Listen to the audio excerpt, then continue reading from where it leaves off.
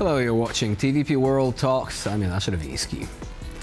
With European rearmament efforts now in full swing, drone security has been high on the agenda, with more and more countries willing to use Ukraine's experience to boost their defense capabilities.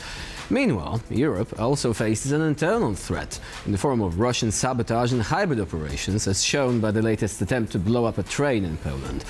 So what's next for European security, both within and without? Joining us now is Damian Ratka, Senior Editor at Defense24. Hello and welcome to TVP World. Good day to you.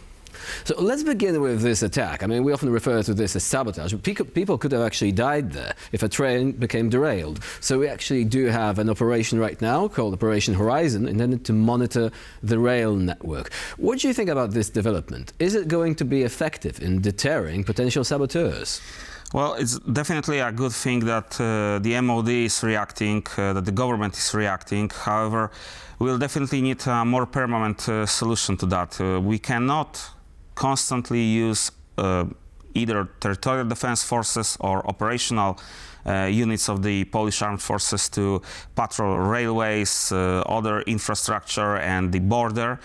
In my opinion, definitely it will be good to increase in size the military police, the gendarmerie, and maybe even create a special units or special task forces within the military police units to provide security for the critical infrastructure of the state. And I'm assuming that with so many kilometers of railways to patrol anyway, you would need to train these people in the use of drones to monitor that more effectively. I mean, they will not just be walking along the rails and checking for their integrity, right? Well, actually here, the territorial defense forces or the operational units can use their reconnaissance units that are using the drones, are trained to use the drones, to create patrol routes for the drones and observe the vicinity of the infrastructure.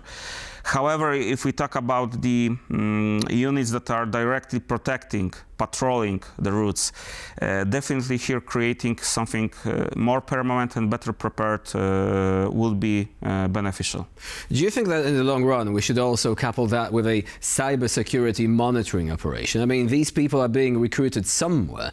Recently, actually, I've spoken to someone about, here in this studio, about threats related to recruiting kids through video games. And similar methods are also used by criminal organizations. These forums, not really monitored. Do you think that this would help as well? Well, definitely.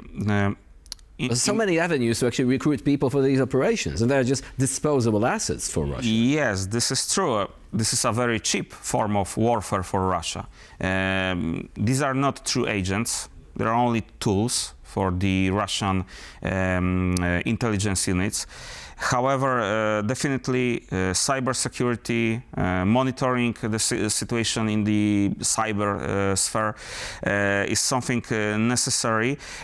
In the military world, we do not talk anymore about, for example, air operations, land operations, sea operations. We talk about multi-domain battlefield. So this also includes cyber. And by the way, do you think the perpetrators who allegedly fled to Belarus are still recoverable, even if we actually use a European arrest warrant? I doubt that. Why is that so? Well, if they are considered by the Russians or by the Belarusians, who knows, as assets, they might have some information that they gathered being here. They might be protected, they might be hidden somewhere. I think if it is even possible to recover them, this will be a very difficult task. Now, apart from the attempted sabotage on the Polish railway network, we also had situations near many critical facilities all across Europe. We had airports suspending operations due to suspicious flying objects. What should we actually do about this? Because this is a threat that can emerge pretty much anywhere. You can have drones actually monitoring critical facilities. Some of them were spotted near a nuclear power plant, I believe, in one of, I think, Belgium or Denmark. Are we prepared to actually tackle this threat? Entire NATO right now is not prepared. It's in the face of creating multi-layered defense system against unmanned aerial threats. So we need to remember that multi-layered systems are very effective, but it also takes a lot of time to build them, design them. And we also need to remember this is not only about protecting either military units or either civilian critical infrastructure like power plants. It is about creating a unified, integrated system to protect all ground assets of the particular state. So when we talk about what the army is doing right now, so there are various systems tested, but we need to remember that each system is also optimized to counter a specific threat. So one system will be, for example, more effective against high altitude flying drones, like for example Shaheds. And another system will be more effective against low-flying, quickly flying, very maneuverable FPV drones. That kind of systems are very useful, for example, for the ground units, vehicles used by the army, etc. And of course, there are different types of systems. There are either systems that we call kinetic systems, so they are physically destroying the threat. And there are non-kinetic energetic systems. So these can be, for example, various jammers, microwave emitters that are pretty much frying the electronics of a drone. And there are, of course, lasers that are, well, they are destroying physically the drone, but not using any kind of ammunition, only the laser beam. So various systems, and it takes a lot of time, a lot of money to create that integrated defense system. So which of these should be deployed around critical facilities like airports, like power plants? Because obviously, you know, the absurd idea would be to have a Patriot battery standing there, even though most of the threats right now are from some sort of cheap civilian drones. Someone just flying that near the airport might not even be related to the Russian intelligence, but we don't really want that to just fly around. Which of these weapons would be most suited to operate within often, you know, densely populated areas? Well, the problem is that we are right now at the peacetime. So mostly using kinetic systems that are using, for example, machine guns, autocannons, missiles. That kind of systems might be dangerous for the environment, if I can use such terminology. So if a projectile is fired from the ground, it will fall somewhere if it not hit the target. So this is the problem. So mostly in case of the peacetime and protecting that kind of infrastructure, especially around populated areas, non-kinetic energy type systems needs to be used. So jammers, microwave emitters, maybe even lasers. But here is the catch. Even if the protection system is not using any explosives or munitions that can damage or destroy something around, we need to remember that the drone that will be falling from the sky still might detonate.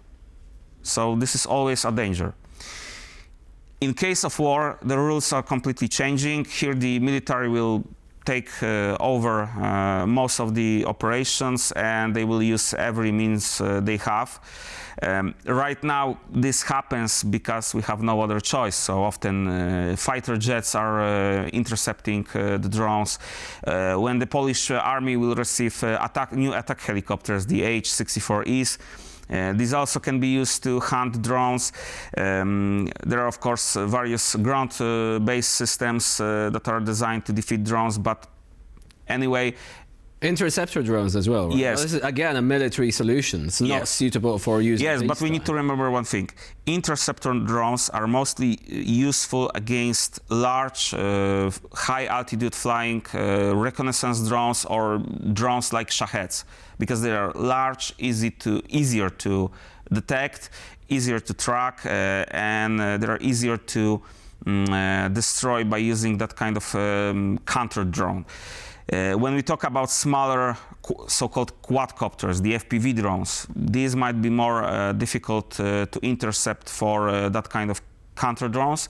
Here, ground-based systems based mostly on microwave emitters and kinetic systems will be more useful, in my opinion. So we know that they are cost-effective, but what is the initial cost that you have to incur? I mean, they're not cheap, and some of them are still prototype phase, right? Are we able to scale up production so that these systems would be readily available to protect power plants, to protect critical infrastructure, without essentially breaking our bank? This is a difficult question. My best guess is that, as in case of any weapon system that is initially procured, fielded, deployed, we would need to spend millions, because it's not the cost is not only production, procurement. There's maintenance as well, right? Maintenance, training of operators, training of maintainers, because soldiers that are operating the drones in the operational and tactical means, they do not maintain these systems. You need specialists that are doing this. So it all costs millions. So we don't have anything like automated AI-controlled mini turrets that would be able to detect these drones and intercept them using either signal jamming or a laser beam, anything like that. That's still beyond the capabilities for the time being. This is still in development, and it's not only in development in Poland. This is in development even in the United States. It's still on the R&D phase, on the test phase. It simply needs time. This is a new threat, and all new threats. We need to find solution that is more permanent and more effective, because using only, let's say, solutions designed in the garage, it's not very effective to spend money, and it's not effective in operational and tactical meaning. Damian Ratka was our guest today here on TVP World. Thank you very much for joining us and Thank for you. sharing your insight. And I'm Jonasz Rewiński. You're watching TVP World. Please stay with us for more latest news, updates and commentary.